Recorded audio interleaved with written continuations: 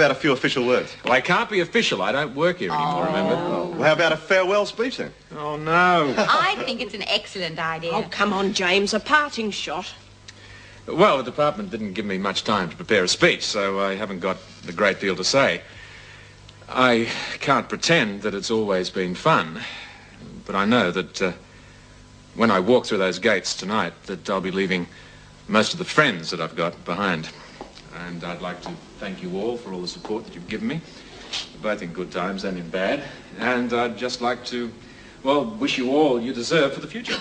Hell, Jim, you could have wished us luck. Oh, you look bloody awful. What happened? Well. Fletcher's little pet of the month. We heard you'd been locked up. What have you been up to? You really want to know? If someone has a private meeting with a deputy governor, yeah, I want to know. What's it all about? Had a visitor today.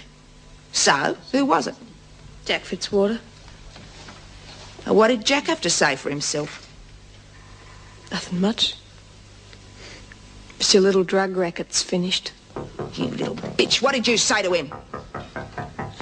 Nothing much. Just killed him.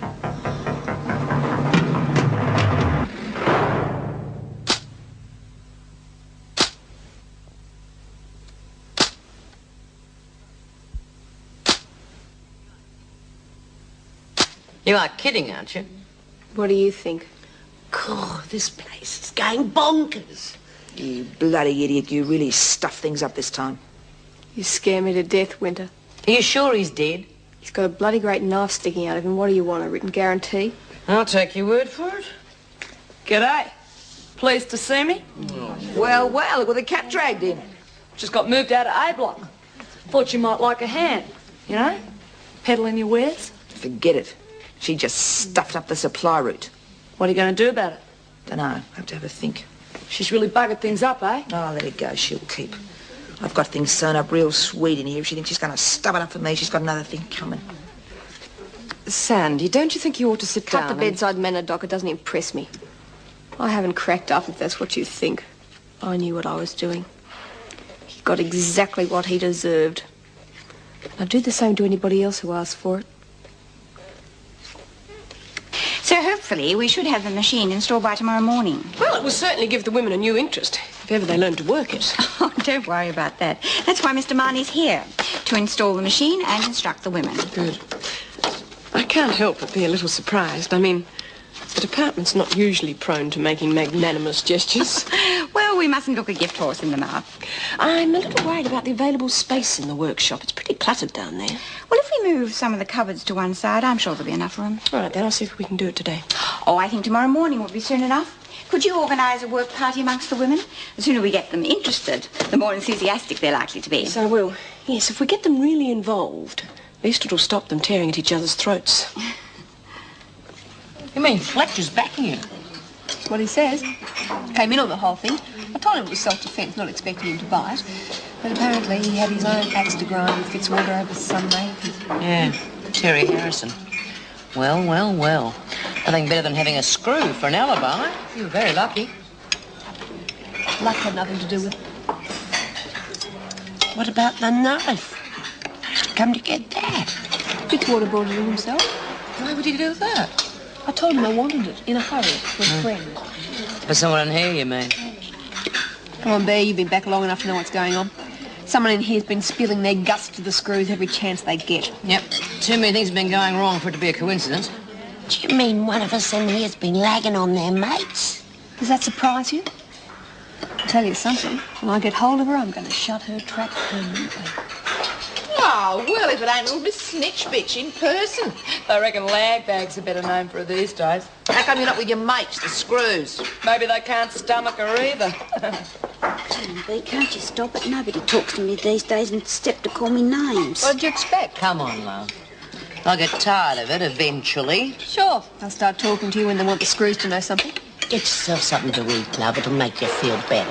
No, thanks. I'm not very hungry. I'll see you later. Ease up on her. She's had enough. Since when did you defend lagging? I'm not defending it. It stinks. But that's in the past. She won't do it again. Maybe not. Anyway, it's not her I'm looking for. The one I want's the cold-hearted bitch who's feathering her own nest. winter, right? You'll find out soon enough.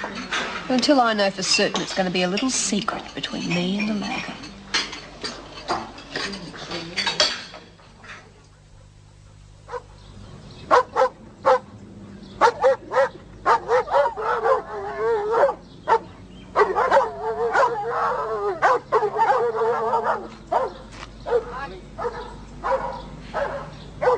Now, you're sure you're all right? There's no point in overdoing things, you know. Fine today, Mrs. Morrison.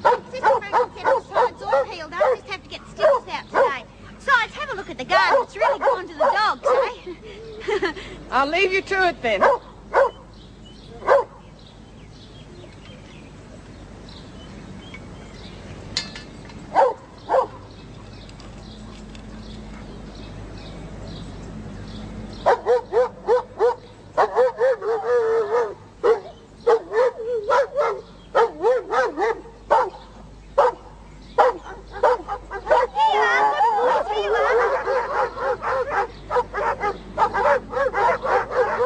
Here, pups.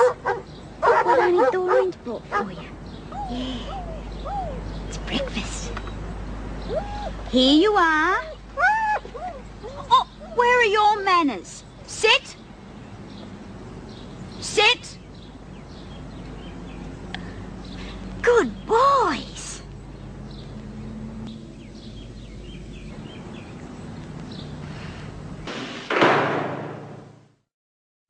Oh, yes, you're beautiful doggies, you are.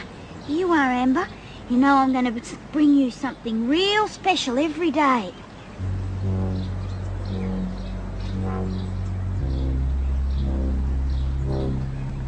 Oh, go back, quick, before Pal gets wind of us.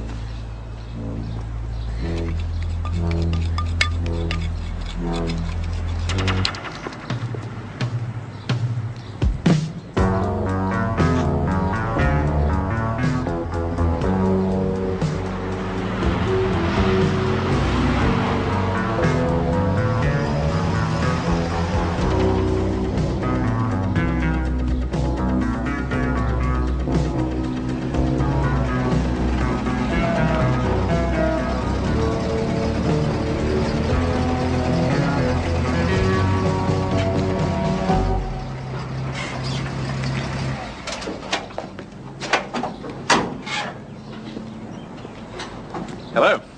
One slightly used printing press and instructor reporting for duty. I'm Mrs. Powell, Chief Officer here. Ian Money. The department sent me along to lend a hand until the women get the hang of things.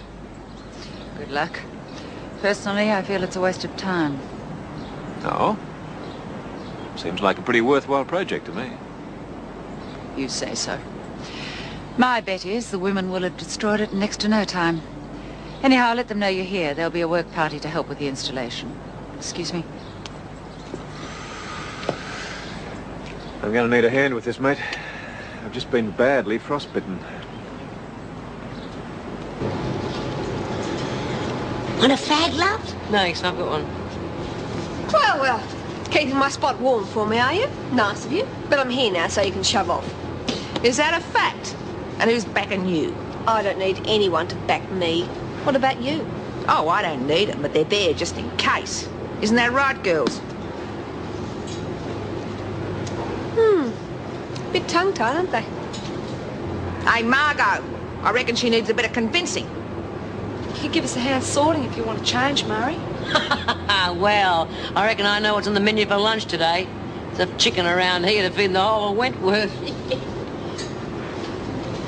Are you going to move, or am I going to make you? Well, you can try. Ladies, who's got lots of energy? We need some volunteers for the workshop. The printing press has arrived, and we need some help with installation. I suppose there's no point in asking if I can go. That's right, Smith. You're still on light duties. Who'd like a change of scenery? Right? Why not? There's nothing around here that won't keep. Anyone else? I wouldn't mind going, Mrs. Morris, if nothing else will break the monotony. I could come too. I've never seen a printing press before. Oh, Lizzie, I think the work will be too heavy for you. Oh, yeah, but they'll need somebody to supervise, won't they? Oh, I suppose so. Right, the rest of you get back to work.